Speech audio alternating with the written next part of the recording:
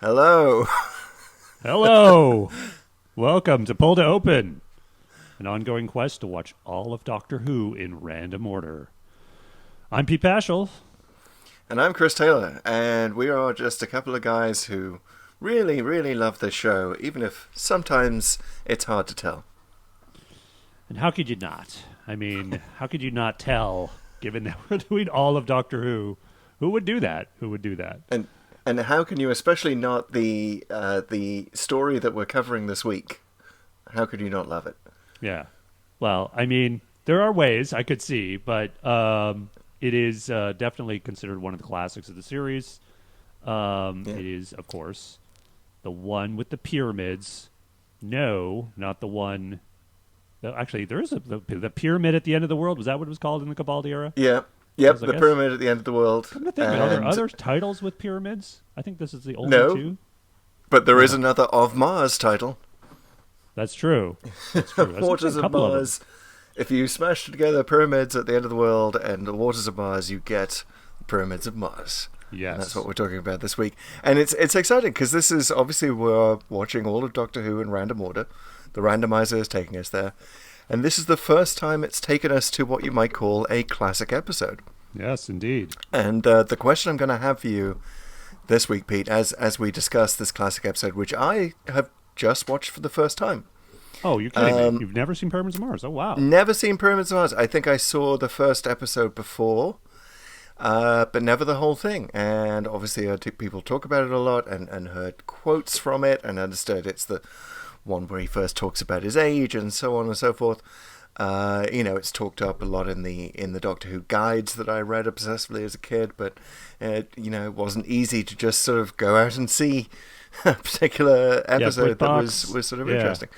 But the question I'm going to have for you in the show, and the question I hope we get to discuss is this a top 10 Doctor Who story? Because it's a very good question. It was voted as such by the readers of Doctor Who magazine in their 3 last polls that they've done over the decades, where they ask all their readers to rank all Doctor Who stories. This is consistently in the top 10, but it is slowly dropping out of the top 10. Right. And it is less popular among younger Doctor Who fans, because they break it down by age. So it's clearly something that sticks with the old geezers. Definitely.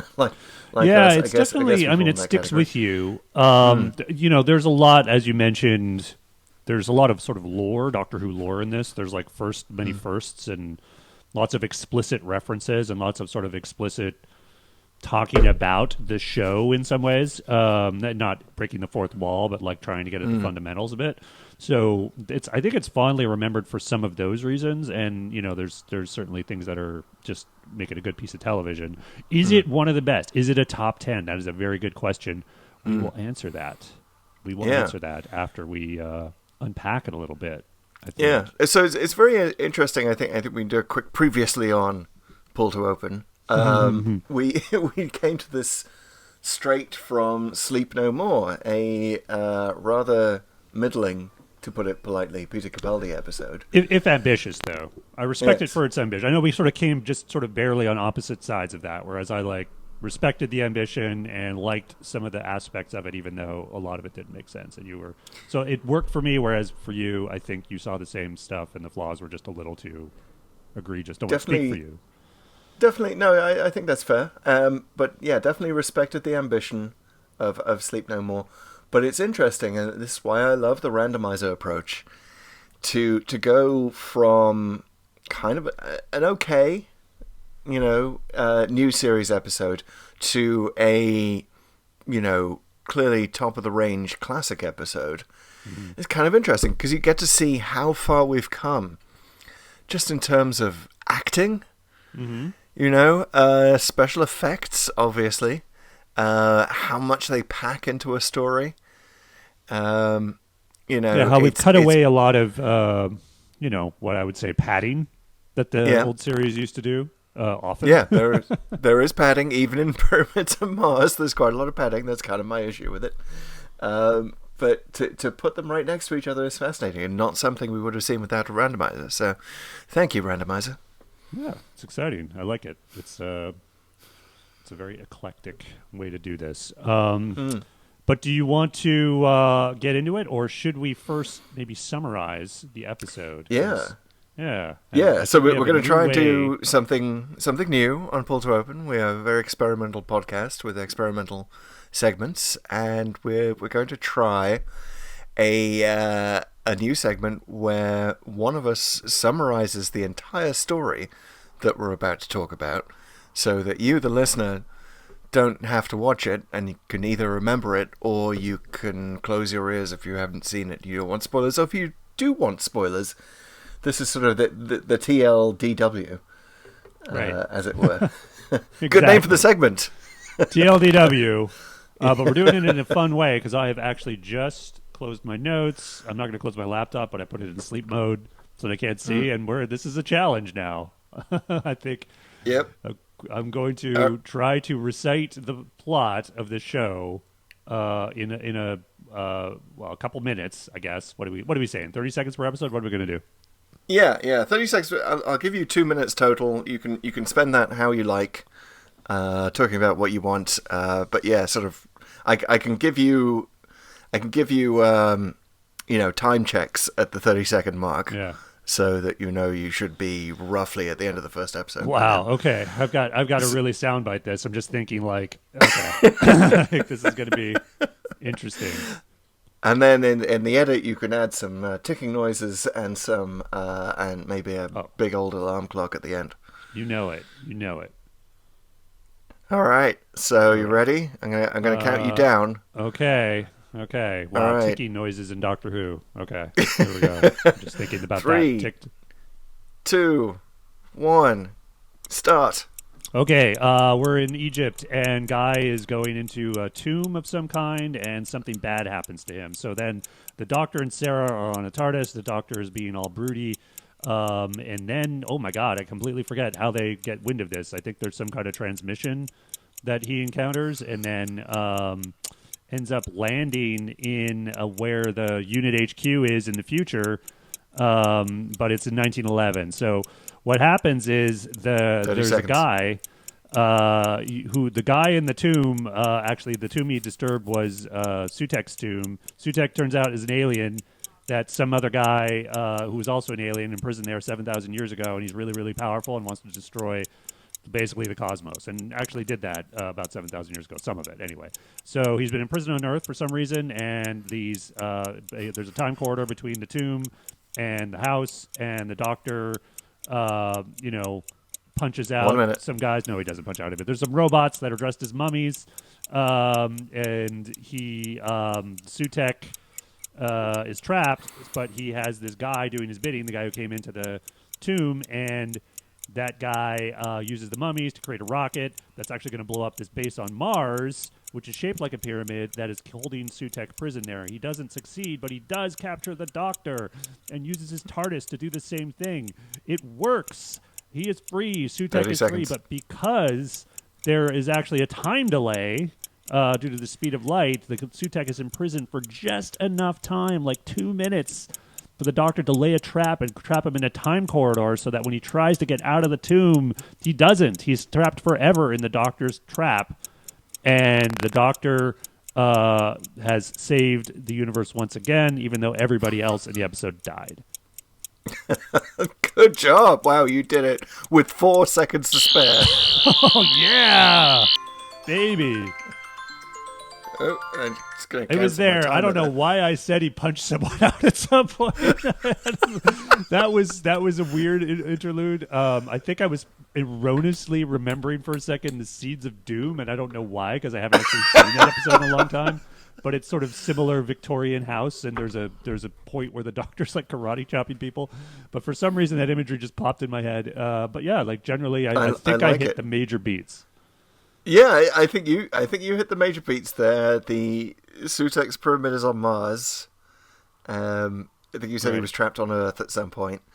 Isn't he though? What else? I don't get it. the various challenges. I mean, obviously, it gives a little bit short shrift to episode 4, which is where the Doctor's transported and everyone's transported to the pyramid on Mars. All right, let's clarify this. So, like, there's the pyramid on Mars. So, is Sutekh trapped on Earth or on Mars? Because the guy is clear, like the archaeologist is on Earth, and he goes into the tomb, and therefore, like, he encounters Sutekh, right? So, yeah. Well, he goes into a tomb, and we don't know, and it looks like the same space that Sutekh is in later on. It's a little confusing to me. Yeah, well, I thought the idea was Sutekh was trapped in a tomb on Earth, and I think that's why the twist at the end works, right? Because it's like the Eye of Horus is destroyed, therefore freeing him, but because it takes 2 minutes for those radio waves to finish, you know, like there's 2 minutes of transmission from Mars to Earth, you know, for light to travel. He's still trapped for 2 minutes. That's all they have because it was so the Doctor has 2 minutes to basically lay his trap. Otherwise, he gets out. Well, according to the Wikipedia page, the pyramid is actually on Mars. Oh, the pyramid is on Mars. Yes, that's the power source. Sutekh isn't on Mars. Well, they arrive on Mars. Upon arrival on Mars, Scarman has the Doctor strangled, and proceeds into the pyramid. Yeah, it's a little confusing. It's totally confusing, but I think the end only works, I think, if Sutekh is on Earth, right? Because if he's on Mars and the pyramid is destroyed or the power source is destroyed, he just comes out and kills everybody. But he has to get out of the tomb, and it takes 2 minutes for the effect of the explosion to be felt on Earth. Okay. Yeah, it's a little confusing. I think some establishing shots would have helped. Agreed. But I mean, you're not the only one to be confused, because I was looking at some notes on this story to prep for this podcast, and there's a book, I think it's called The History of Doctor Who on Television, that was written in the 90s. Someone did it as like some kind of master's project, I think. But he unpacks every episode, and he was clearly confused because he thought the same thing. So, I mean, I don't know. Like, I'm not saying my version's definitive. Like, maybe I'm interpreting it wrong. But this is what I always sort of thought it was, because it's like, then otherwise it's like the guy on Earth, the tomb would have to be some gateway to Mars, right? Or something. Because then how does Sutekh take over Scarman? Yeah, it's... I don't know. I'm sort of lost on the mechanics of it, which is ironic that they don't get into it more, because they have so much time available in those first 3 episodes to really explain what's going on. I know, and they instead just have a lot of people lumbering, a lot of mummies lumbering around, a lot of, you know, okay, now, like, it gets so that the Egyptian, like, iconography just gets so repetitive. You kind of at the third or fourth shot of the sarcophagus go, okay, like, I get it. Like, yep, I get it. Egyptian stuff. The mummies are interesting. I mean, they are kind of iconic. They're these big lumbering things that definitely, and I think this is a reason why, you know, veterans of the classic series remember this so fondly, is if you just have the still shots to go on, like any still shot, and I remember seeing a few with the mummies in it, kind of looks amazing. I know you weren't particularly a fan of how the mummies look. I thought they were kind of super scary. You know, and I'm a little torn on the mummies. They're scary, but they also aren't scary because they're so obviously robots from the get-go. Yeah. That said, they're big and lumbering, and one of the best choices they made with them is they don't have anything that's like discernibly eyes, right? So that, you know, I think that's a very scary thing when you can't sort of look something in the eye and it doesn't quite, you don't really know what its sensory perception is. I don't really, you know, I can't really articulate exactly why that's scary, but it is. Yeah, no, it's super scary. I think, especially with all the bandages and they kind of just, you know, they're weirdly angular with these giant barrel chests. And I think it's interesting. I think this may be one reason why the randomizer brought us here, is to compare the mummies to the to the sleep creatures, the Sandmen from Sleep No More, which is sort of a kind of a very basic villain of the monster of the new series, and proof that even with CGI in its quiver of tricks, the new series can sometimes be inferior to the old one, just in terms of creating scary monsters. Oh, I totally agree, and I do believe this is, you've not only identified sort of a weakness of maybe some episodes of Doctor Who. I think it's a weakness of science fiction in general today, that there's an over-reliance on CGI that began sometime in the 2000s, and I am definitely a big fan of like natural effects, things that look real or could be real.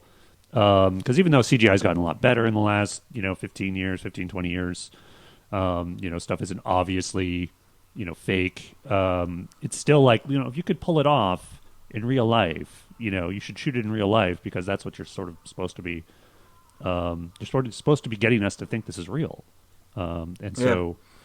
So these mummies. And I will not remember for 1 second what the Sandmen in Sleep No More looked like. Right. Well, they didn't look like much. We watched it 2 weeks ago. I've already And that's the forgotten. thing. Like, I think the mummies mostly work. I think there's one particular scene that took me out of sort of buying into them, which was when they're trying to find the poacher outside, and one of them steps into his trap, right? His bear trap or whatever it is.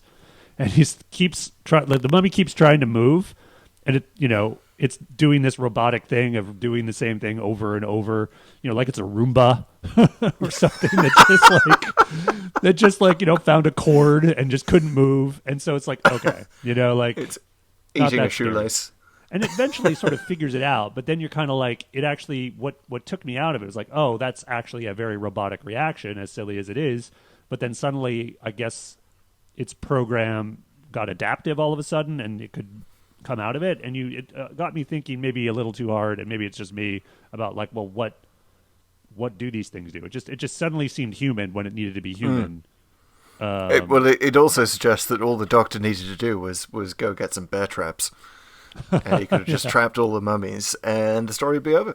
Yeah, and but he also in the episode where the Doctor has to disguise himself as one of the mummies. I was just going to say that was maybe the main point that you missed out of the 2-minute recap, was the Doctor actually has to become a mummy, and I was surprised to learn that was actually Tom Baker inside the mummy costume. It was, yeah. Apparently, the director or the producer, it's a Hinchcliffe episode, Philip Hinchcliffe, insisted, basically said, yeah, you've got it. He didn't want to do it, but they made him do it. And I guess this is like his third year as the Doctor. I don't know. Second year. Maybe he didn't feel empowered enough to just outright refuse, or he was just being a good sport. But yeah, it's really him.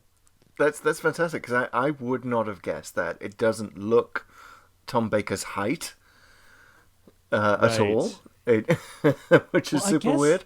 It's interesting. I would love to see, actually, if there's any shots of it, some pictures of the crew or the actors, I guess, in the costumes without the bandages, because I'm not sure how that works, right? Because it's obviously just kind of like a harness, and they wrap the bandages around it. Clearly there's some eye holes or something somewhere, but yeah, I gotta imagine it's a claustrophobic feeling probably twice over, right? Because you're in this suit, number one, this frame, and then you're also wrapped in bandages head to toe. Talk about doing your own stunts. That's quite amazing. I was taking it out of that moment, because I'm like, well, has he got his scarf bunched up in that barrel chest thing, or like is he still wearing the hat? Where's the hat? Because he does reappear shortly afterwards, after having changed again off screen, and and he's all dressed as the Doctor again. And by the way, we should just mention, this is sort of the ultimate episode story in terms of Tom Baker's style in this. Like it starts the very first time we see him. He's doing he sort of lifts his hat up to camera like he's in a cowboy film. Like we see the top of his hat and he lifts his head up. In the very first shot on the TARDIS, And it's sort of like showing off, like we found the quintessential Tom Baker style.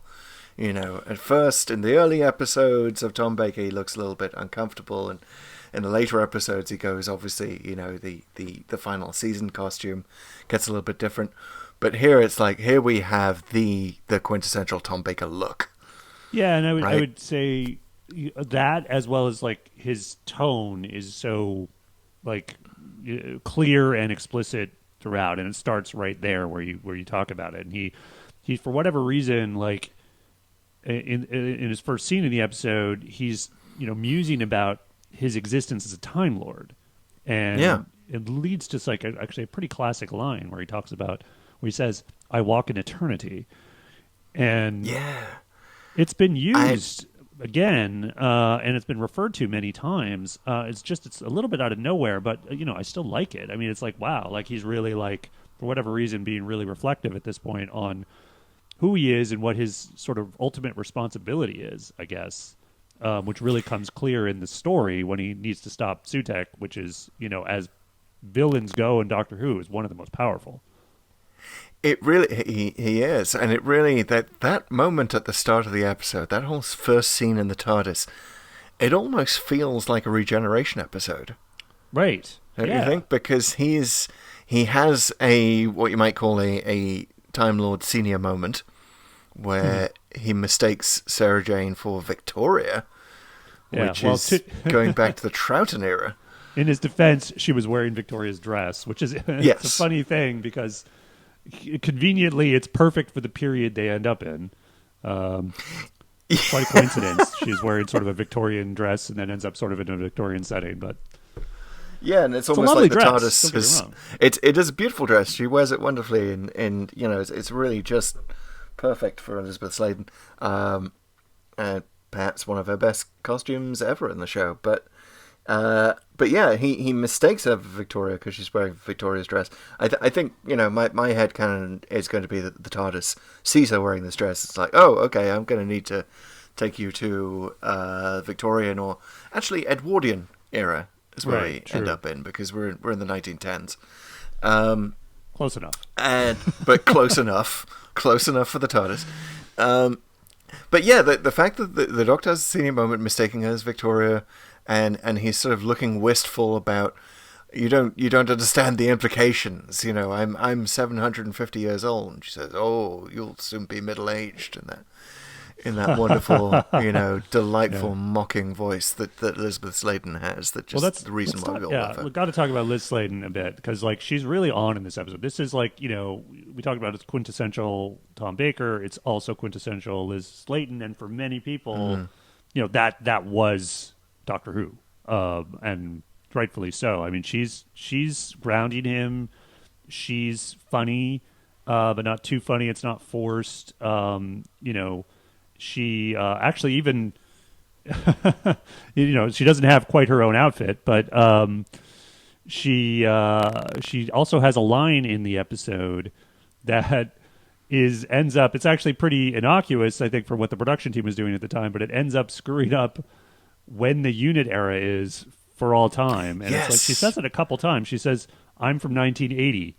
And so the series, this adventure was broadcast in 1975. So it's very clearly an attempt to it be in keeping with what the unit was supposed to be, right? So like unit was always supposed to be in an era that was sort of the day after tomorrow. It was always supposed to be like slightly futuristic. So I think they were trying to keep with that and trying to sort of keep with the show's continuity as best they could those days, which was like whatever anyone could remember. So is this it? Is this the only mention of unit being in the 80s in the entirety of Doctor Who? Is this where the confusion begins? It's a big... I don't know if it's the only one, but it is so definitive is why it is cited so much. I mean, if you ever say, well, Sarah got it wrong, well, that's saying she doesn't know what year she's from. She says it so explicitly, and it's so clearly intended to be... she doesn't go for the easier option of I'm from 1975 or, whatever, some more vague term. So that's why people really zero in on it. It's probably the most explicit marker for the unit era. It's like, okay, so we know Sarah when she, you could say either like the last time she was on Earth was 1980, or the date of her first unit story was 1980, or the first time she started traveling with the Doctor, right? So either case, it's unit. Yeah. And so, but there's also, I mean, you didn't mention this in the 2-minute recap either, because it's sort of almost an aside in the story, but it is the other big reason why I knew the Pyramids of Mars, which is that they do go forward to 1980 at one point. yes. This was a scene I was really looking forward to seeing for the first time, because it's the Doctor proving that, if we just bug out of this adventure, then here's the result. Here's the 1980 that will result from us doing nothing. Yeah, and it's actually quite chilling. I actually really liked it, and it holds up. I mean, the effects don't really hold up. It's obviously still, it's clearly a green screen or a CSO or whatever they used back then. But, I mean, the way it's like, here's 1980, and it's just this barren wasteland. And I don't know what it is, but, like, whenever it's, like, contemporary or, you see sci-fi adventures destroying Earth, like, explicitly, like, showing Earth getting destroyed, I don't know. It really like has this effect. It's something that can be overused, certainly, but it's like it makes it much more visceral. And I thought it was very, very good the way they did that tone wise. Even if it definitely one of those moments you just sort of wish for a slightly bigger budget that we could actually go out and have a look at this apocalyptic Earth instead of just opening the doors.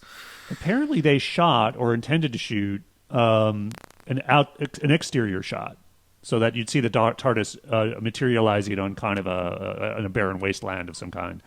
And they just thought it would be more powerful, and I think they were correct when, if they open the doors and see it. So they discarded that. But getting back to the whole idea of it, I mean, it's a really notable thing, because rarely does Doctor Who does this, right? It doesn't really get this explicit about how time travel works. And it says, like, okay, so if you don't do anything, time will be rewritten, essentially. And, the Sutekh will destroy everything. And this contradicts other episodes, right? Because there's other episodes, and I think Doctor Who has moved away from the idea that, history is fixed, even though that's very much what they were saying in the early days. So if you go back to the Hartnell era, they talk about the Aztecs, where they arrive there, and then the Doctor keeps saying, you can't change history, even though Barbara tries to sort of get them to stop doing human sacrifice. And, he seems to strongly imply that there's laws of time that will prevent you from doing that.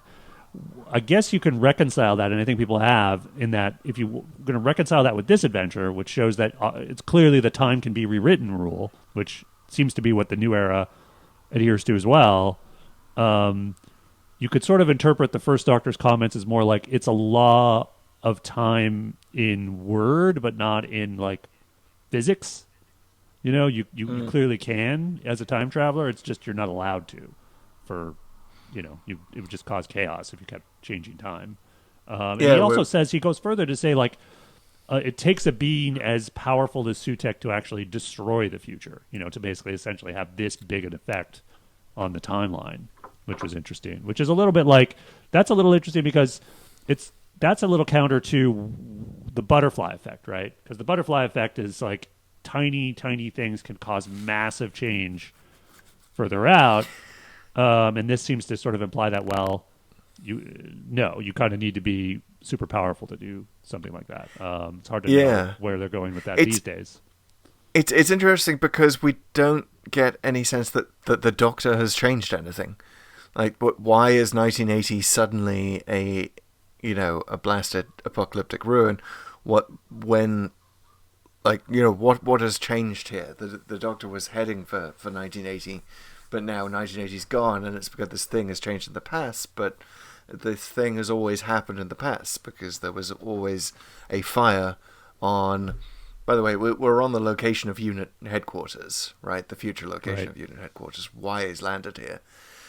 But nothing of what he's done up until that point has changed anything. So, I mean, I guess he brought Lawrence Scarman along with him for his one trip in the TARDIS before he dies. It's played, we should mention, by Michael Sheard, who is a huge Doctor Who veteran, so much so we've seen him already in The Invisible Enemy. He's all over the place, yeah. Yeah. He was in Castrovalva. Yeah. And Remembrance of the Daleks, put in the Ark, The Mind of Evil. He's all over the place. He's a real Doctor Who, that guy. He is, and it's a shame he's not the same character in all of them, but I think they all die. I think you're right. That's true. He's the ultimate bit player who comes along and every character snuffs it. He may win the award for most deaths in Doctor Who. I don't know. Wow. Yeah.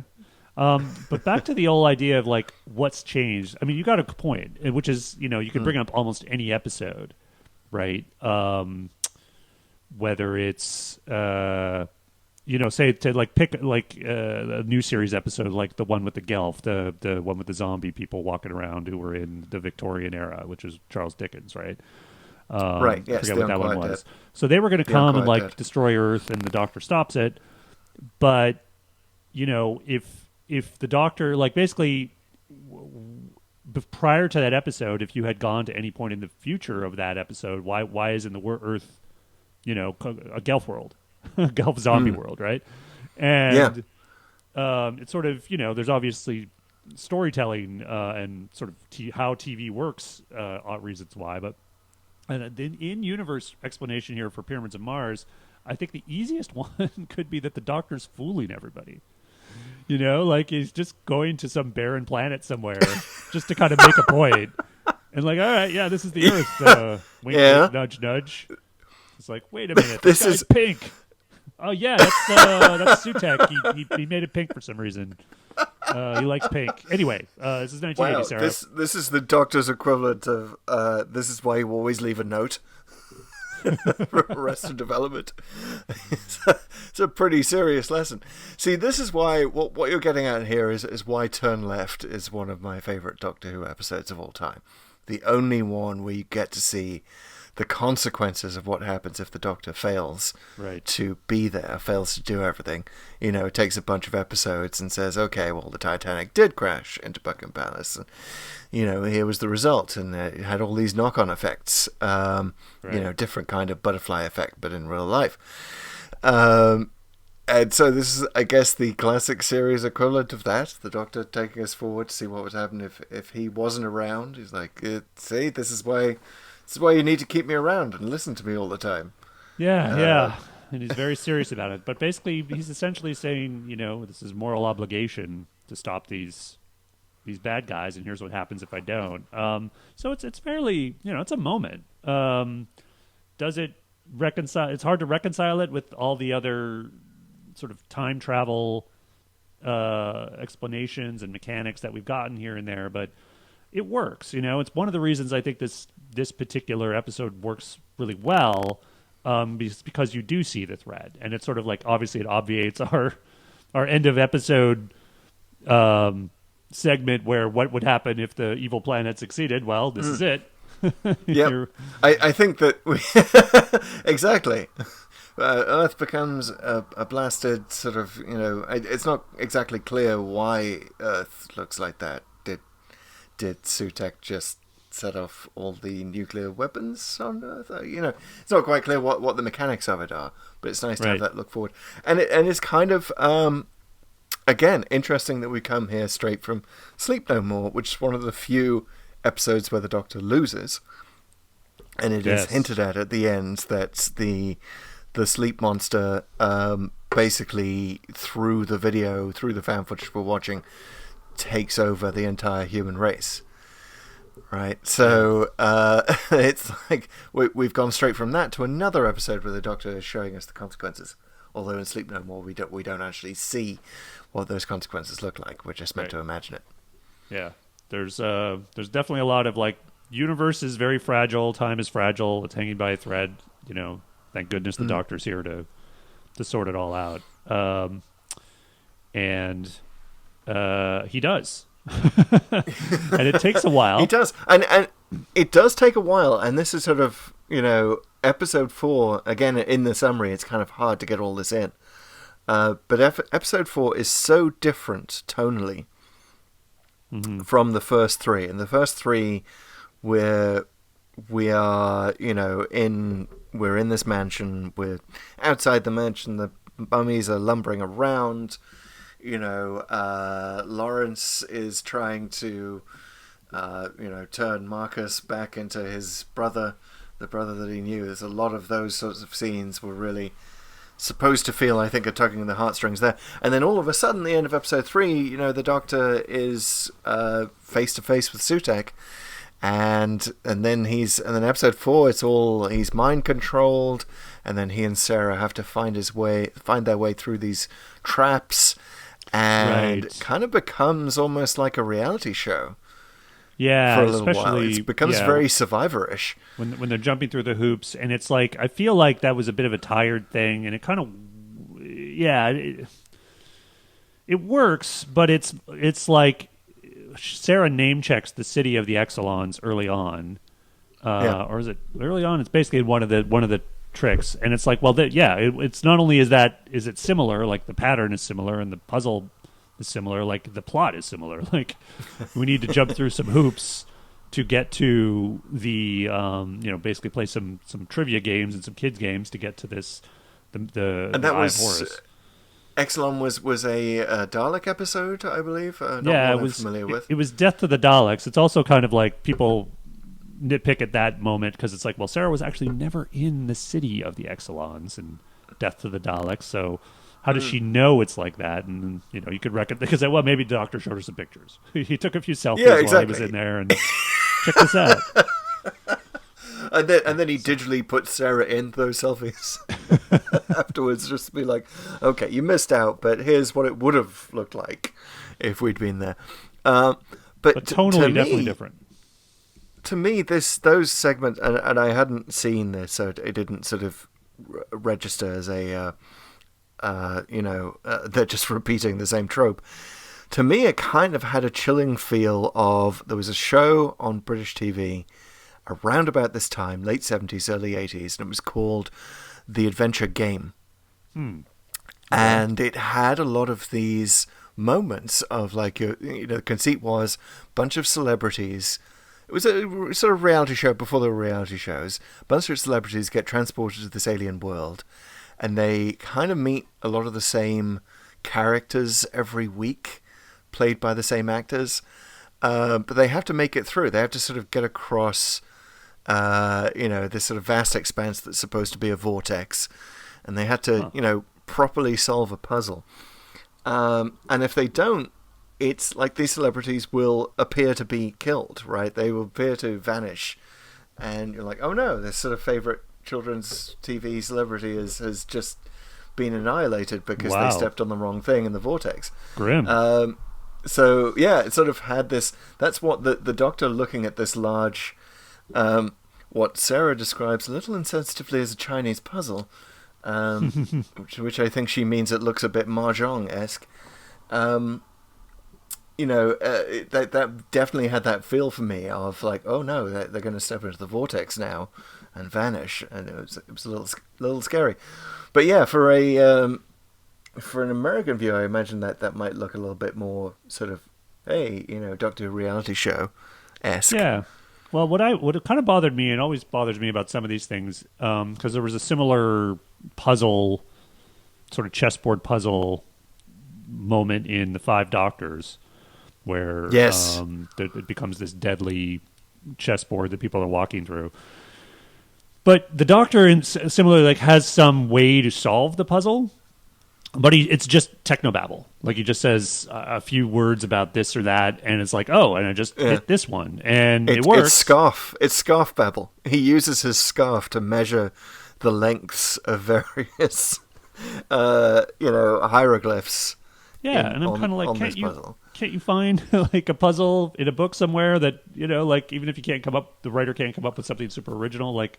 I want to follow along. I want this to be like a brain teaser. But this may be, and again, I'm not familiar with the entirety of Baker's era, but is this maybe the only explanation we ever get for why it's useful for the Doctor to have this giant scarf with him? I think it might be.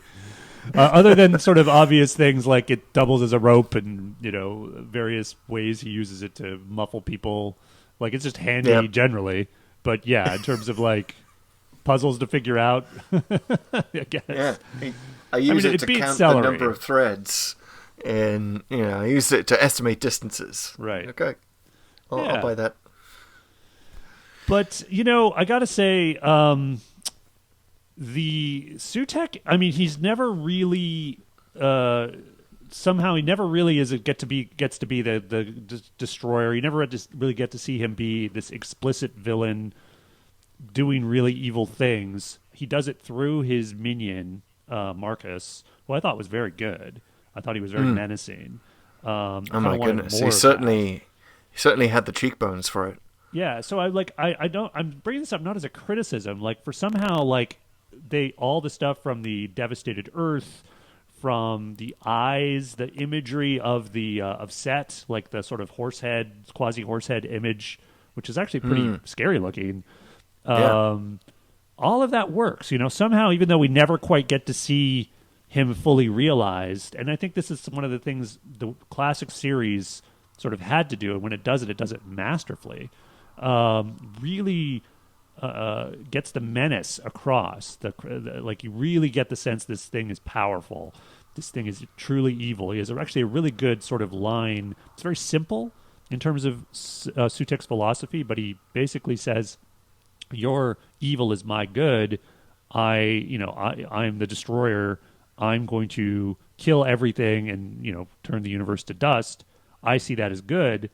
It makes no sense. It's obviously psychotic, but it's like, that's very scary. So it really works. And like I say, for the classic series, when you don't really have much of a budget to show those kinds of things and how evil and how destructive he could be, the story and everything around it really, you get to the end of the story, you realize you quite haven't seen it except for like that vision of the future. And you don't mind. Yeah. You're like, oh wow, yeah, I was freaked out. Yeah, Sutekh is surprisingly effective, and you mentioned the appearance of the head, just kind of scary, very fever dreamish. Right. The Sutekh costume itself is kind of scary. I mean, I think that in the context of Egyptology being more of a thing, perhaps in the 70s. I feel like this was probably in the wake of a 1,000 documentaries about, the tomb of Tutankhamun. That was kind of a big thing in the 70s, and the various Egyptian tombs. Like, I feel it was probably scarier at the time, but I think that they managed to transmit some of that 70s scariness through the design of Sutekh's costume. You do sort of feel the ancientness of this character. I'm just inventing a word there, but yeah, you get it. I kind of bought that this guy was Set / Satan / Sutekh. Like, yeah. Well, I like that sort of reference. I really thought it was a really good moment when and that's episode 4 when the doctor's just blown up. He's gone in, and actually, is it the climax to episode 3 actually, where Sutekh is there? You kind of see him, his head really for the first time and close up, and his eyes glow green, and Tom Baker screams clearly in pain, and I thought that was very good, because it also like you get the callback to the first episode. Clearly, this is what happened to Marcus because there was the same light. And it's kind of like one of those things where you're in the dark and maybe like a cat is staring at you, and you kind of like, the big eyes. It's a little unnerving. It was pretty scary. I unfortunately I wasn't exactly spoiled on that, but I think I was. My expectations were raised by the fact that Charlie Jane Anders, science fiction writer and friend of mine and former editor of IO9, described this on IO9 as one of the best cliffhangers in all of classic Doctor Who at the end of episode 3. So I think I was expecting something a little bit more than just there's a green glow and the Doctor screams. But yeah, it's kind of a nice cliffhanger. I wouldn't say it's the best, but it's kind of a nice one. It's definitely the a good one. Doctor, face to face with Sutekh for the first time in the whole story. So Yeah, so it kind of works. all the Egyptology, like I say, they really hit you over the head with it. And to your point about the '70s, I think that's dead on. I think it was very much like probably worked better then. But really, I got to say, this is one of the commentaries I've seen of this episode. I think it's actually accurate.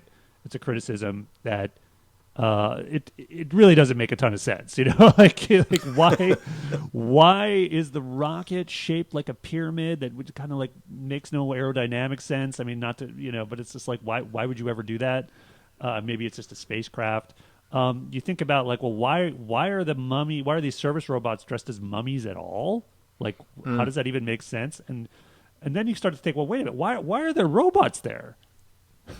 Like why are there robots that are doing suit? Like, where did those come from? Did he build them, or were they like service robots that Horus left and he just took them over? And why would you leave things for Sutekh to take over? You start to sort of unpack it, and like, not only does the imagery not make much sense, like in terms of the sarcophagus and all this stuff, but a lot of the plot elements, like they're really like, you could fire a rocket through some of the plot holes here. You really could, and it's sort of it's definitely indicative of how much we've changed, how sophisticated we've become as an audience in the modern era. That New Who would never let you get away with these sort of plot holes, and it would explain them even though it would have less time in a story to do so. Like I think that this would probably be a 150-minute story in the modern era. Yeah. Which probably is wouldn't have certainly the poacher could barely pare it right down, but you'd have a lot more explanation of stuff like that. Yeah, and I think it would we could just if you as Egyptology,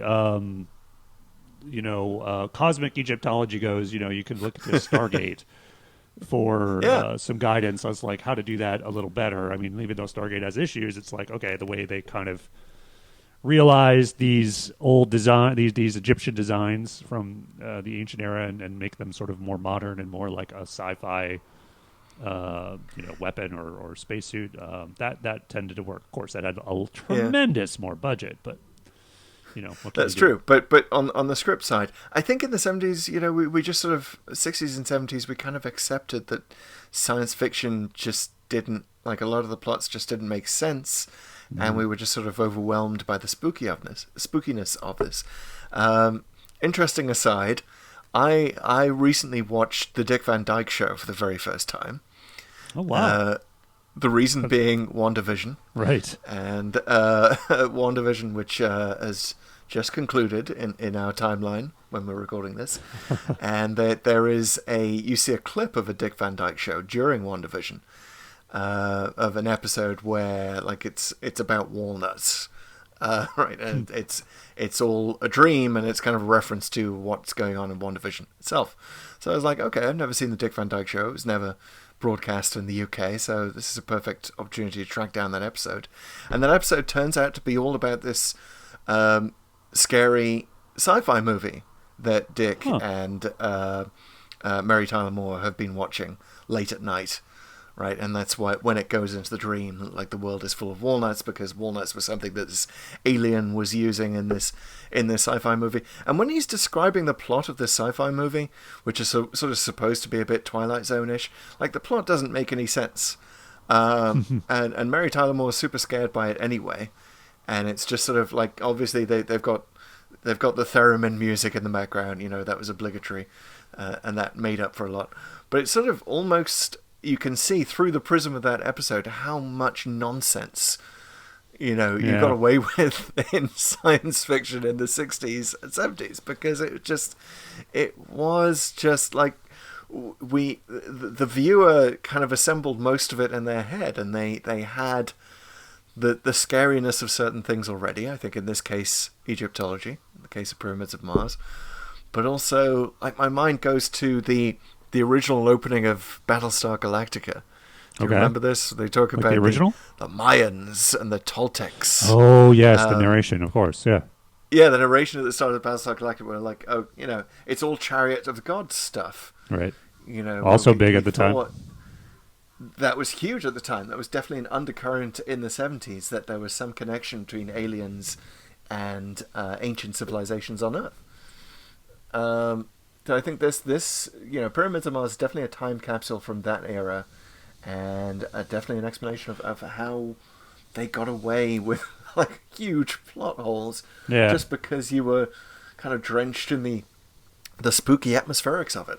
Do you want to hear the most nitpicky plot hole there is of this episode? Yes, please. It's always pretty extreme. Okay, strap in. Okay, so Sutekh is trapped on Earth. We talked about that earlier, but let's, for the sake of this, assume that's the case. Let's assume it is Earth. Okay. And the transmitter that's keeping him trapped is on Mars. Now, it's radio waves. The Doctor explicitly says this because, again, the 2 minutes that he has when the live horse is destroyed takes 2 minutes for those radio waves to get to Earth. So we know it's done by radio. It's not some space technology that goes faster than light. So here's what the problem. Earth and Mars do not have the exact same orbit, right? Earth is goes around faster, and therefore at certain times Earth and Mars are on opposite sides of the sun. So how then do the radio waves where they're keeping Sutekh trapped how do they work? You need either some kind of secondary transmitter or a series of satellites or something else, some kind of repeater to do that. But there's no mention. A relay system. Yeah, you need a relay system. But either that exists somewhere and it's just never mentioned because whatever, or it is using some kind of space technology that we don't really fully understand. So space technology that can go through the sun. Can go through the sun with radio waves. So that was a thing. I forget. I wish I could remember who cited that. I think it's one of those sort of big hardcover Doctor Who books. It might have been John Peel, but I'm not sure. But that is like one of the most sort of extreme nitpicky picks at this episode on why it doesn't make sense. Which, again, the kind of thing you wouldn't get away with in the modern era. Yeah, I think you could get away with this particular one. I'm just like, I think it would be one line of dialogue with some satellites, and then we'd have to figure out why those satellites are cloaked and humans haven't figured. Well, speaking of the solar system, I think you mentioned that there was an original version of the story that took place on the moon. That's correct. Yeah. So the original writer, there's actually the person credited for writing this is a pseudonym. The person credited is Stephen Harris, but that's sort of a weird mashup of the original writer, which is Louis Greifer, I believe the name is, and Robert Holmes, who completely rewrote it. So the original version actually started at a British museum. It involved the Brigadier and this very unit-esque idea of like growing grain on the moon. And for whatever reason, Sutekh is awakened at the museum. Obviously, there's an Egyptology exhibit. And he and his mummy minions come to, I don't know, steal the grain, poison the grain, do something with the grain. And it was a very kind of like blow out the budget kind of writing here. They clearly couldn't do it. There was apparently, it was going to have the Brigadier, and there was considered, rumored anyway, that they were going to kill him off in this episode, which might have just been like a thing that was brought up and never really seriously considered, but apparently was talked about. But they looked at the script. They liked parts of it, obviously the Sutekh stuff, the Egypt stuff, but they were like, well, we can't do this, so we need to rewrite it to budget. But Louis Greifer wasn't available, so Robert Holmes came in, essentially rewrote it top to bottom, keeping some of the elements, and we have what we know now as Pyramids of Mars, which also is notable for being the first mention of Gallifrey's coordinates. Yes. Coordinates from Galactic Center, whatever it is. Binary numbers. And it's sort of from a weird moment in episode 4 where Sutekh is like, Doctor says I'm from Gallifrey in the constellation Castabras. And Sutekh's like, names mean nothing to me. What's coordinates? That's all I care about. and then Sutekh is like, "Oh, you're a Time Lord. Oh, I know the Time Lords." Yeah, I like that because in the old series, it seemed to imply. You just said names mean nothing, but apparently the name of Time Lords does mean a lot. Well, I like that because if in the old series anyway, if you were aware of the Time Lords as a race or as sort of a powerful individual, it indicated you were like kind of on a level that you were a cosmic threat. So if you'd never heard of the Time Lords, you're like, oh, clearly you're small time. Like. The Doctor can look down on you at that point. Yeah, I mean, well, he might take some time to help you sort out your Android problem, but no, generally, I thought that was pretty good. Sort of in this another sort of way point to establish sort of Sutekh's power level. But yeah, that original version sounded interesting. I'd love to see sort of like a screenplay. Speaking of the Brigadier, though. So the episode begins a little bit like what we talked about, what Tom Baker's sort of musing about his place, that he's a Time Lord. He also sort of mentions at one point he's tired of essentially being the Brigadier's sidekick, which I thought was about as definitive a statement as the series made as to sort of why he stopped hanging out with UNIT. Because it's like the following episode from this one is the android invasion, which is essentially the last UNIT story, at least until it's mentioned again when they bring back the Brigadier and Modern Undead and all the stuff that they'd done with it in the new series. Obviously, this is the Philip Hinchcliffe era. He was moving away from things, doing different things, and but this is. It's suddenly the Doctor just stopped doing things with UNIT, and it seems, for whatever reason, it's because of he suddenly had this moment, this sort of existential crisis of his own. Like, what am I doing here? I need to do more important things, I guess. I feel like the new series again would make a little bit more of the fact that is what kind of massive ego on you do you have to have? You're the Doctor, and you think you're the sidekick to the Brigadier. Right. I mean, come on. It's clearly, I mean, are we seeing stuff, is there stuff we're not seeing off screen where the Brigadier's acting all haughty and the Doctor is merely his gopher? I don't think so. Yeah, maybe. I just took it to mean he's like, this is a little too small time for me to just hang out on Earth and solve the Brigadier's robot problems here and there, right? Because if you think about it, like, that was, I think it was the android invasion and Robot were the two previous UNIT stories. And if you look at the stakes, I mean, android invasion was high enough, but you're like, okay, like, especially Robot, which was like this one robot that, and there was a nuclear war potentially. It was all very Avengers and not so much Doctor Who. And so they were like, speaking of Avengers as in old school Avengers, I think you took that to me. We're at the end of the Doctor's second, Tom Baker's second season. Is that right? Let me think. I think this is the middle of the second season. Middle of the second, and then Android Invasion. Okay, and then Bremen Morbius. Okay. Yeah. So it's taken the Doctor quite a long time to decide that he doesn't want to stick around with UNIT, because he's been like how many seasons now since he was officially liberated? And no longer officially confined to Earth. Yeah, so it was the three doctors, right? Yeah. So there is at least a full season. I think 2 full seasons, if Pertwee. And now another season and a half. So it's been about 3 years. 3 years since he first got the TARDIS back, like full time. And he's it's not like he hasn't done stuff. Like, there was Death to the Daleks and other various episodes. But it was like he kind of knew home base was like Earth and UNIT. Yeah. I mean, he's sort of, he's sort of flown the nest, but he's not quite ready to leave. It's kind of an interesting psychological situation for him there. Right. Like, and I think if I think about it, I know I name checked the Seeds of Doom earlier. I believe UNIT is mentioned in that episode, but it's never really seen.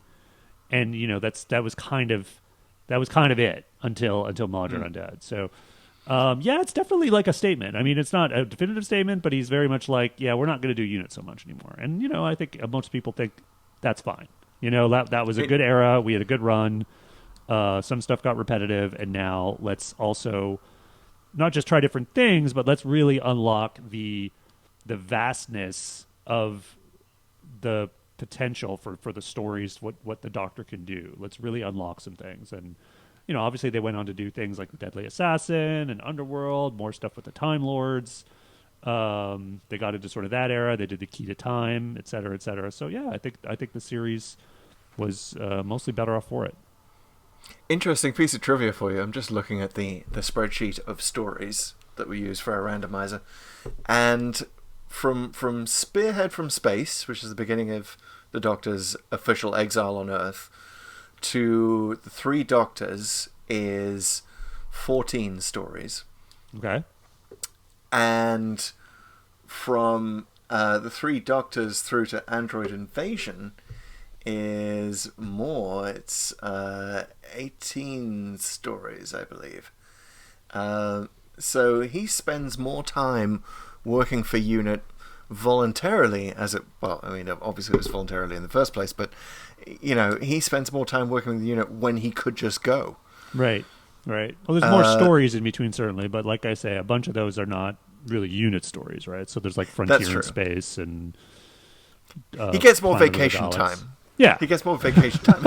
Exactly. Generous vacation package at UNIT. Unlimited, you might say.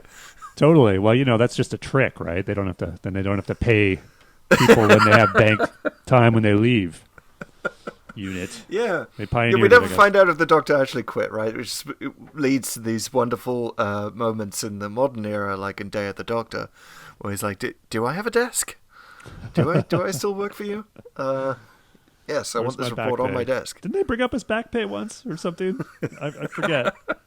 But yeah, he definitely got his promotion though when he, got to be president. I would love to see a Doctor Who story that is all just sort of employment arbitration. Like we finally just, like, the Doctor gets a lawyer, we just sit down and sort out the back pay issue, the vacation issue, the car issue, Bessie and his little hovercraft and flying things that he had later. I remember that was like in Spearhead from Space. He's like, I don't need money. Oh, but I want that car. That's a good car, Brigadier. Yeah. Yeah, so he was paid in kind. Mm-hmm. Is this even legal? What's his employment status as an illegal alien on Earth? So many issues you could bring up with that. I'd watch the heck out of that. Totally.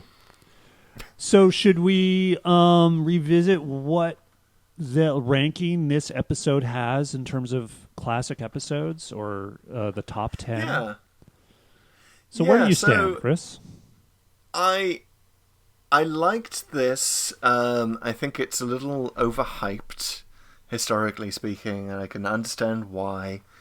Because I first encountered Pyramids of Mars as a quote, in the 20th anniversary book that came out. I think it was Doctor Who: The Visual Companion, or something like that. It was a big old book that sort of had descriptions of every series and every Doctor and so on. And there was a big image of Tom Baker that I actually pulled out and stuck on my bedroom wall, which was the "I Walk in Eternity" quote from Pyramids of Mars. That's how I knew it, and I knew sort of the main beats from that, and it had a few photos from the series, and it just looks really cool. This is an episode that has visual style, just in every shot of the Doctor and Sarah.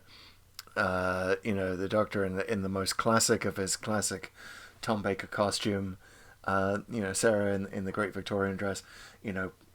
Pictures of them with the mummies. It's visually striking. And a lot of cool lines of dialogue in it. But as a story, I don't think it really hangs together. I think it could be massively compressed.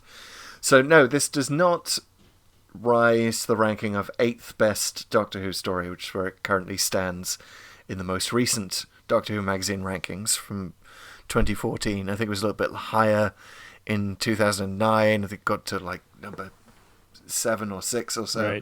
Right.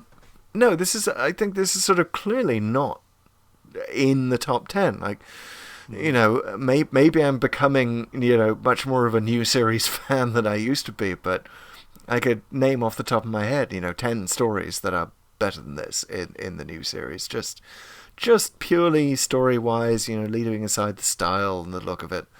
So yeah, I wouldn't put it up there.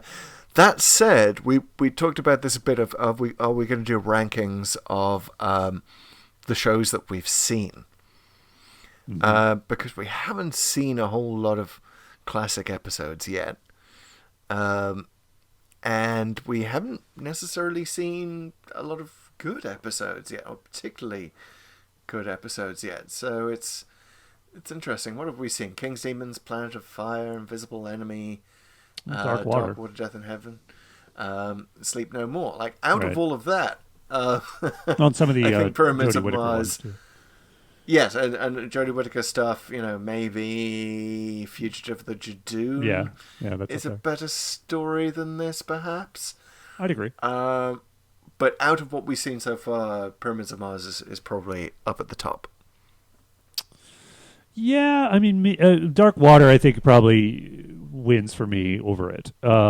Maybe also Fugitive of the Jadoon. So it's up there. That said, I tend to agree with what you said earlier about this probably resonating much more in the 70s with the contemporary climate around, you know, ancient beings being influenced by, or sort of ancient civilizations being influenced by alien beings. Yeah. I think it was like, it's like almost, and there were a bunch of episodes in the Tom Baker era that sort of zeroed in on that. Image of Fandal comes to mind. I think this one might do it the best. So it's very, very good for that reason. I also really like, one of the things that really works for me, it worked for me as a kid, and I knew it was coming, but I still liked it, was the way he defeats Sutekh. It's one of those things, it's easy to understand, and it makes, even though a lot of the plot doesn't make sense, it really works, because you kind of wonder, like, well, how did he trap him? And he explains it's like he had 2 minutes because the radio waves, you know, hadn't hit Earth yet, or hadn't been cut off from Earth yet. And I really liked that as a kid, because it was, you know, it made 100% physical sense, even though there were like things you could nitpick at, as I talked about. And I found it very satisfying. It almost in the same way when, if you've seen like Star Trek II: The Wrath of Khan, and the way they defeat Khan at the end of that is that even though Khan is super intelligent, he's not experienced, and the way he's fighting Kirk in starships is like he's thinking more two-dimensionally, like they're on the sea or something. And Kirk uses that to his advantage. He just sort of goes down like a submarine and then comes back up. And they probably could have done that better with more sort of modern effects of like actually shooting at him from the Z-axis and stuff. But point is, it's a very straightforward physical thing that's easy to understand. There's no technobabble, and it's like, oh, of course, you know, like it's kind of like this eureka moment, which is hard to do and not telegraph it. So I give it a lot of points for that, like in terms of story, in terms of story and mood, even though a lot of the other aspects of the story don't make sense. Is it the best? I think if it were number 8 for just the classic series, I could give it that. But for all of Who, no, I think it's fairly down. And there are definitely this time I had more to pick at. It, like I say, because we're not really in that same zone of the 70s where Egyptian culture and, you know, Chariots of the Gods isn't as prevalent right now. It doesn't really hit home as much, even though the menace is still there. It's very, very good. I think to everything you said, it is archetypical Tom Baker, Liz Sladen, Dr. Sarah adventure. But you know, I could name probably 3 or 4 more adventures from the same season, even that are similar in that regard. So it's up there, but it's not in the top 10. I'll say one thing that I kind of liked that we haven't mentioned so far. On his way to destroying Sutekh, the Doctor has to get Sarah out of this tube, this transparent and very very flexible tube that kind of wobbles a lot, but nevertheless it is solid and she is trapped in there. And he has to do it with a variation on, I believe, is it the prisoner's dilemma? This sort of classic logic problem of there are two guards, and one of them always tells the truth and the other always lies. What is the one question that you ask them? And, you know, your two buttons, one that's going to blow Sarah up, one that's going to free her. And the Doctor, you know, finds the right question immediately. Of course, it's not a problem for his intellect. When you're 750. Yeah. I mean, he's like, that's a kid's game, man. He still takes a while to think about it, but he gets there eventually, you know. But what I like about that, it sort of goes back to the original Doctor Who rematch from the, you know, the Rethian era of the BBC, where it was supposed to be educational. Right. And, you know, Doctor Who was going to take us to these historical time periods to teach us a bit about history. You know, here we have all kids watching this instantly learning, you know, lateral thinking and logic problems. So I like that part. Yeah, no, it was good. And I remember even when again, as a kid, I had never heard that problem. I imagine if a lot of people who see that for the first time probably haven't thought about the prisoner's dilemma. So I totally, I endorse it there, even though, you know, Sutekh, come on, man. Or no, I guess that was Horace who put that in, not Sutekh. Horace with a hoary old logic problem. Yeah. Well, he had some good reference material. Clearly, like the space internet then. You know, he was Googling it pretty quickly when he set it up, I think. So it's got like, okay, we're going to do some mahjong. Well, I guess it was like, you know, if it was 7,000 years ago, it was probably like pretty sophisticated for the time. Yeah. I've got a logic problem that's going to blow their minds. Nobody's ever thought of it before. Yeah, and then she's probably right. So there we have it. In Doctor Who canon, Horace invents logic problems 7,000 years ago. Nice. Well, we could skip over what if the evil planet succeeded, obviously, because they showed us.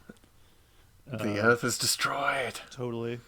But ultimately, I think, like you say, both of us come out like it was obviously this is a plus. This is in the Dalek Ogron rating system. It's definitely a Dalek. But in the top 10 world, that's a tough one. Top 10 for us so far, not necessarily so far. I have a feeling it will be knocked out, but it's going to be an interesting marker going forward. I think, you know, we'll look at future episodes and be like, is this better or worse than Pyramids of Mars? For sure. A marker, a triangular marker in our quest to watch all Doctor Who in random order, which, by the way, we're going to have to find out where we're going next. Are you ready with the technology? I'm ready to fire Do you have the randomizer? Here we go. Did it lose all right. you? So we have, just to remind you... Did you just get a call or something? Can you hear me? Yeah, I can hear you now. Whoa, what happened? Whoa. Whoa. Something happened. It's... I was actually trying to make the TARDIS noise from my little TARDIS USB hub. Oh, that's okay. I was dissatisfied with my throw to to this spot anyway, so we can do it again. All right. Speaking of random order and the randomizer, Chris, do you have the technology? Do you have it in front of you? Yes. So just to remind everyone how we do on Pull to Open, how we do the TARDIS randomizer, we have a complete list of every Doctor Who story, which we have defined slightly differently from the official list in some cases, but roughly, you know, the same as anyone's list. There are, by our reckonings, 298 stories so far in the Doctor Who canon. We're talking about TV stories.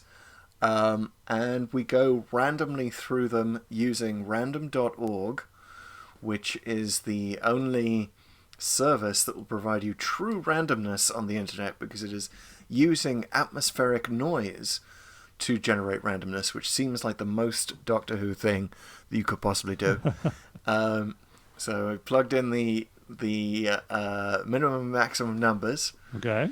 And we're gonna hit. I'm gonna hit generate. I'm gonna tell you the number, and then Pete, you are looking at the spreadsheet right now, and you're instantly gonna tell us what the story is. Oh my God, the pressure! All right, okay, are you ready? Queuing up that tab. Here we go. Okay, generate. 54. 54. We're going oh my! early. Oh my! It is Inferno. Whoa. Look at that. I have not seen that one. It's a 7-parter. Oh my goodness. A 7-part Pertwee story. My goodness. It's the first time that we've delved into that era, and the first time that we've had such a long, almost as long as we can possibly get. Man, you thought Pyramids of Mars had padding. Dude, this is the last 7-parter. Like, honestly, no episode after this one goes this long. Like, I think there's some 6-parters, obviously, in here and there in the Pertwee era. I think even Baker, like, there's some 6-parters. But nothing goes 7 or longer until Trial of a Time Lord. Yeah, which we have in our version of the story split into 3 stories. True. So even that. So it's not even that. Yep. Inferno, wow, another classic, another one that is very unique in terms of how it tells its story and what, it has to say about the Doctor Who universe. This is exciting. Oh, wow. It's like the... Do you know, I can't remember a thing about Inferno. I'm sure I've read about it at some point, but other than knowing it's a unit story, I have no idea. Yeah, it's you're in for a treat, my friend. This is also considered a classic in not the same as Pyramids of Mars, but they're both, I would say, probably almost in equal regard. Even though Pyramids of Mars, maybe because it's Hinchcliffe, because it's ultimate Baker Doctor Who, might be held generally in slightly high regard by fans of the classic series. But Inferno is very, very high up there. So it'll be a fun one. I'm excited. I'm excited to dip into some Pertwee. It's not really an era I know very well. I know. Yeah, I remember his stuff was on daily when I started watching the show. So it was like on the reruns once they had finished with Davison, who was new at the time. He was the newest Doctor. They went back to Pertwee. And so we went right from episode 4 of The Caves of Androzani to episode 1 of Spearhead from Space. I remember thinking, oh, this is great. I'm going to see the next Doctor. Oh, no, wait, it's not... That's not the guy you regenerated into. It was very confusing for a minute, and then I was like, I realized, they're doing some old stuff. So little did you know that was definitely the right choice rather than proceeding with Colin Baker. They were doing me a favor. Good old PBS. You didn't want the twin dilemma at that point. That would have who not does? been good Well, news. that'll be an interesting one to revisit someday, but we're heading into Inferno. So, it is. That's going to be, we'll see you in 2 weeks. Yeah, we have 2 weeks to watch Inferno, which basically means we've got to watch an episode at least every other day. Right? Exactly. This is some serious homework. We might be just in time. Did you, by the way, we talked about how we watch these episodes in the past, and you said that with Planet of Fire, I think you said that you'd watch one episode every night to try and reclaim that old school feeling of what it's like to wait between episodes. I did indeed. Did you do that with Pyramids of Mars? I did. Actually, I didn't necessarily intend to do that, and I did have a day or two I skipped in the middle, but I watched one episode a night, and I think to rank the cliffhangers, I would definitely agree that the episode 3 was the best. In fact, I could barely remember the others. Yes. Oh, Sarah screams because she's attacked by a mummy. Right. She's about to be killed by the mummy. And they somehow destroy that one. And it's not very scary. Use the ring to stop. Yeah, whatever. No, wasn't great. Cool. All right. Yeah. Well, thanks, Chris. This has been great exploring some classic Who with you. I look forward to doing some more, not next week, but soon. And I want to thank everyone for listening. Thank you so much for listening to our podcast. If you haven't yet subscribed to our podcast, please subscribe to our podcast. It's called Pull to Open. In case you're encountering this on a web embed or something like that. We're available wherever you find podcasts. Please tell your friends. Please leave a review. Go ahead and follow us on your socials. We're on Twitter and Instagram at Pull to Open 63 and on TikTok at Pull to Open. I'm enjoying the TikToks. Get some bite-sized helpings of the podcast there with some visuals, so it's super fun. I'm looking forward to the TikToks that will result from this episode. Totally. I suspect some Sutekh imagery, some Egyptian imagery is coming to TikTok very soon. Cool. Some mummies. All right. We look forward to it, and we will see you next time. For Inferno. Bye, everyone.